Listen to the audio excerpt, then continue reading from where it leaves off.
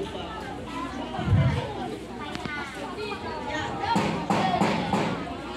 pleasant afternoon to everyone. Welcome to the part 3 of our opening program. We are your masters of ceremonies. I am Meloine Raluta Ganao. And I am Miss Arlene Acosta. We are thrilled to be here at all of you as we celebrate the spirit of Scouting. Today, we come together to honor tradition, renew our commitments, and celebrate the values that make Scouting a cornerstone of our community. To invoke divine guidance and blessings, may we request Troop Leader Remy Manuel to lead us in our opening prayer.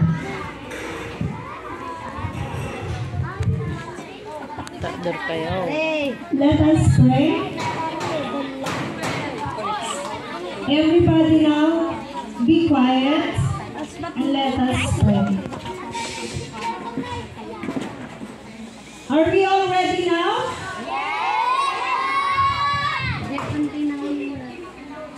Thank you, Lord.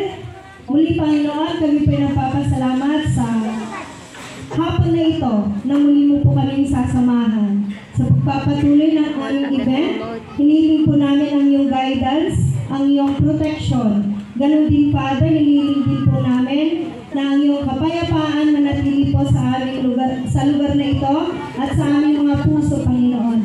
Hindi lamang po kapayapaan ang hinihiling po namin, ganon din po ng joy at ng iyong pag-ibig. Salamat, Lord God, dahil kaninang umaga, sinamahan mo po kami at binigyan ng victory. Ngayong hapong ito, Father, once again, we entrust to you the events, Lord God, at umaasap na naman po kami sa matagumpay, Panginoon, na mga gawain po namin.